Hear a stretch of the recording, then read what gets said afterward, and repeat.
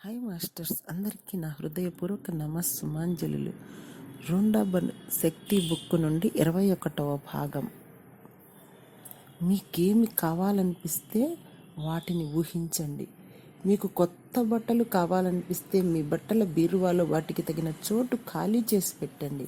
వాటి కోసం ఖాళీ హ్యాంగర్లు కూడా సిద్ధంగా పెట్టండి. మీకు డబ్బు కావాలనుకుంటే మీ పర్సులో పనికిరాని బిల్లులు కాగితాలు ఉంటే తీసేసి రాబోయే డబ్బుకు ఖాళీ ఉంచండి. మీరు అవివాహితులైతే మీకు తగిన జీవన భాగస్వామి కోసం చూస్తూ ఉంటే ఇప్పటికే అటువంటి వారితో ఉంటున్నట్లు ఊహించండి. అలాగే మీ బట్టల బీరువాలో కూడా సగం ఖాళీ పెట్టండి. భోజనం టేబుల్ మీద కూడా ఇద్దరికీ చోటు ఉండేలా చూడండి. ఇవన్నీ చాలా చిన్న విషయాలు.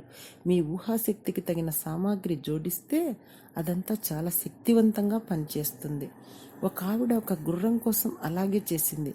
ఆమె తన జీవితం అంతా ఒక గుర్రం కోసం తప్పించింది, కానీ కొనే శక్తి లేదు. ఆమె కావాలనుకున్న గుర్రం అలాంటిది ఇలాంటిది కాదు. జస్ట్ నట్ అంటే రాగి రంగును పోలిన రంగు.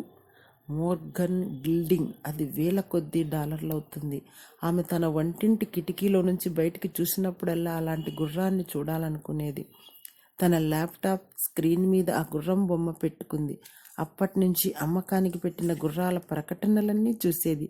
తన దగ్గర డబ్బు లేకపోయినా కూడా పిల్లలని షాప్కు తీసుకువెళ్ళి అందరూ కలిసి గుర్రం మీద స్వారీకి వేసుకునే బూట్లు వేసుకొని చూసేవాళ్ళు. గుర్రపు జీన్ల కోసం చూస్తూ ఉండేది. అప్పుడు తన కొనగల చిన్న చిన్న వస్తువులు కొనిపెట్టింది. హార్స్ బ్రష్, హార్స్ బ్లాంకెట్ లాంటివి. వాటిని తన రోజు కనపడేలా అమర్చింది. కొంతకాలం తర్వాత ఆమె తన ఊళ్ళో జరిగిన ఒక అశ్వ ప్రదర్శనకు వెళ్ళింది. ఆ ప్రదర్శనలో ఒక లాటరీ లాంటిది పెట్టారు. దానికి మొదటి బహుమతి మోర్గన్ గిల్డింగ్. సరిగ్గా ఆమె కోరుకున్న లాంటిదే. ఆమెకి ఆ లాటరీ దక్కింది. మీ జ్ఞానేంద్రియాలు కూడా మీ కోరికల సాధనకు ఉపయోగపడే సాధనాలే. అందువలన మీ జ్ఞానేంద్రియాలన్నింటితోనూ మీరు కోరిన విషయం మీకు అప్పటికి దక్కినట్లు ఊహించండి. మీరు కోరిన విషయాలన్నీ మీరు కోరిన విషయాన్ని మీ చర్మంతో స్పర్శించండి, కళ్ళతో చూడండి, రుచి చూడండి, వినండి, ఆఘ్రానించండి. ఒక ఆయన తనకు పెక్కు ఉద్యోగాలు లభించేలా తన జ్ఞానేంద్రియాలన్నింటితో ప్రయత్నించాడు. 3 సంవత్సరాల పాటు 75 ఉద్యోగాలకు దరఖాస్తు చేశాడు, కానీ ఒక్కటి దొరకలేదు. అప్పుడు తనకు ఉద్యోగం లభించినట్లే ఊహించుకున్నాడు. తన కొత్త ఆఫీసులో ఉండే వాతావరణం మొత్తం ఊహించుకున్నాడు. తన ఊహల్లోనే తన కంప్యూటర్ని ఉపయోగించుకున్నాడు.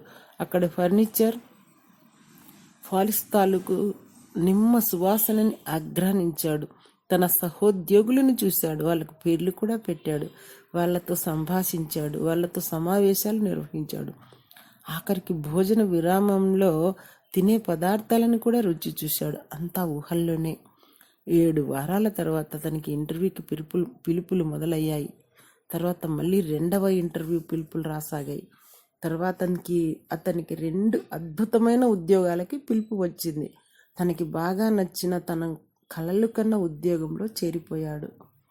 ఊహాకల్పన ప్రక్రియలో మీ వంతు పాత్ర పూర్తి కాగానే సృజన జరిగిపోతుంది. మీరు కోరుకున్నదేది లభించని పాత ప్రపంచంలో మీరు బ్రతకవలసిన అవసరం లేదు. మీకు ప్రత్యక్షంగా కనపడకపోయినా మీరు గాఢంగా వాంఛించినవన్నీ ఉన్న కొత్త ప్రపంచంలోకి అడుగు పెట్టారు. తప్పకుండా మీ ఊహలు నిజమవుతాయి. మీ కలలు సాకారం అవుతాయి. Thank you.